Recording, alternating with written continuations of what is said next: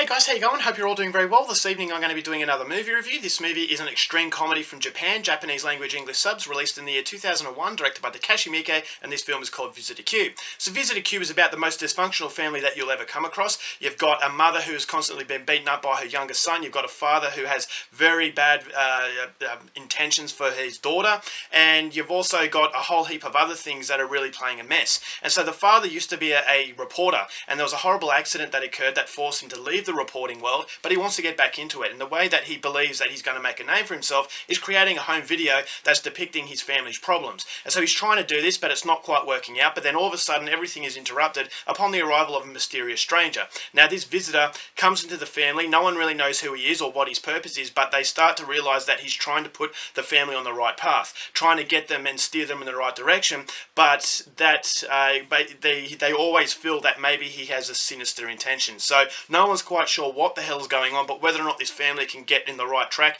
and live harmoniously is something you're going to have to find out for yourself, because that's as far as I'm going with my synopsis.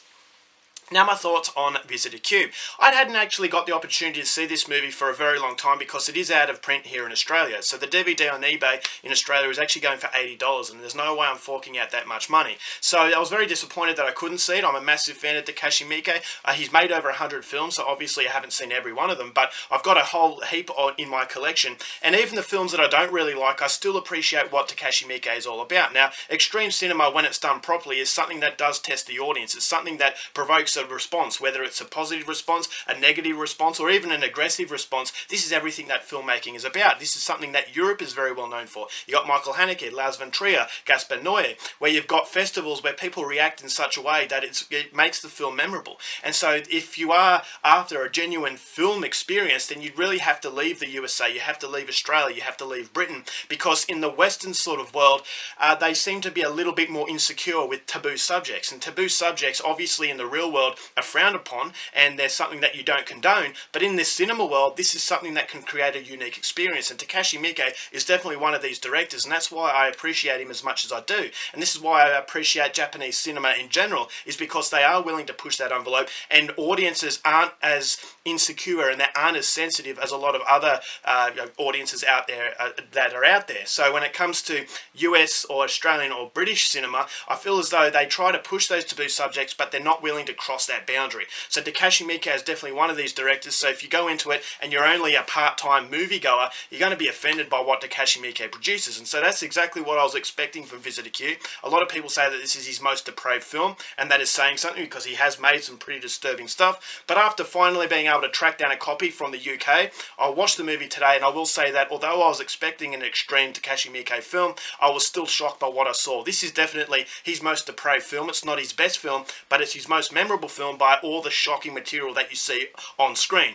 And that disturbing quality is alleviated to some point through the very dark humour that Takashi Miike possesses. And this is something that was very smart. This is a movie that could really get you down in the dumps and really depress you, but because it has that very Takashi Miike-esque sort of comedy, it does alleviate it, and it allows you to get through the whole experience. And it's an experience that I will say is not entertaining in what you're actually seeing, but it is allowed to be entertaining because of the fact that it's not taking itself too seriously. So I think it was a very smart thing that Takashi Miike has done, is that he's forcing the viewer to laugh at really horrible things, whether it's necrophilia, whether it's incest, whether it's sexual violence, or just violence in general. I just thought that that was truly disturbing, and the fact that Takashi Miike enables you to laugh at what's going on. This is everything that dark comedy is about, and not many directors do it better than Takashi Miike, and it's a prime example of what makes Visitor Q as memorable as it is. And so that was all fantastic, but underneath you do have a reason for this film, is that it's not just an extreme film for the sake of being extreme. It is a movie that is showcasing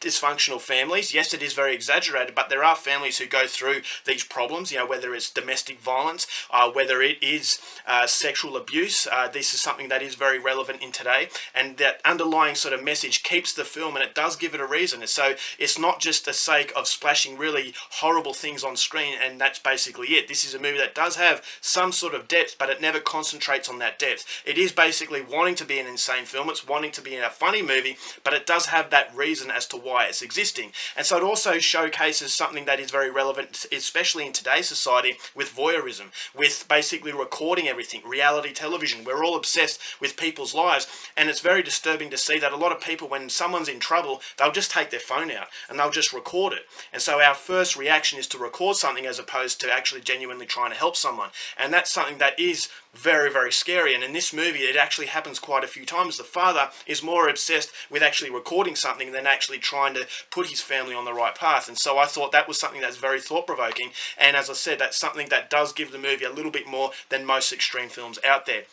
Yeah, some fairly good acting performances. Although the acting is very caricature, the characters are way out of there, I still thought it needed the acting performances that it gives. I thought it was actually quite a scary film in some areas by the way that the movie was shot. It's a mixture of low-budget cinema mixed in with found footage cinema, basically the recordings. And the recordings almost feel like they're not quite there. And this is an escape mechanism for all these characters, is that if you actually record something, you're almost disconnecting yourself from reality. And although it's reality TV, it doesn't quite seem as hard-hitting if you're actually behind a camera. And I thought that was very interesting, the way that these characters were doing that. And I don't know if that's a deliberate intention and a deliberate sort of theme that the director wants to discuss, but I thought it was very relevant in this movie, and I thought that that was something once again to think about. And so you do have some shocking scenes, but they were so shocking in some areas that I found myself laughing. So if you're going to invite a friend around to watch this movie, be very careful, because they're probably going to think you're a psychopath. So Visitor Q is definitely the type of movie to watch on your own, because you're never quite sure how the next person is going to take a particular thing that is happening. So it's not overly graphic as far as violence is concerned, but it just has some really weird stuff, and that weird stuff is pushed to a point where I thought, okay, even though I knew I was prepared for what I was going to get myself into, I was still shocked by what I got. So that's telling you something. If I had a problem with Takashi Miike's Visitor Q, and the reason why it's not one of his best films is the fact that, okay, yes, the movie does have a reason, but that reasoning is definitely overshadowed by Takashi Miike trying to push the boundaries too far. Now, yes, I appreciate directors pushing that boundary really far, but when you get to a point and then all of a sudden the violence and the themes, as I said, it's alleviated to a point where it's a caricature. And so I thought, all right, you're being shocking and you're really testing the audience's limits, but after a while it starts to cloud that sort of reasoning. It clouds the overall relevant subjects for discussion, and you start to forget what the whole point of the film was about, because you're left basically mouth open and being absolutely shocked by the barbaric sort of visuals and the things that are taking place. That basically you have to see it to believe it,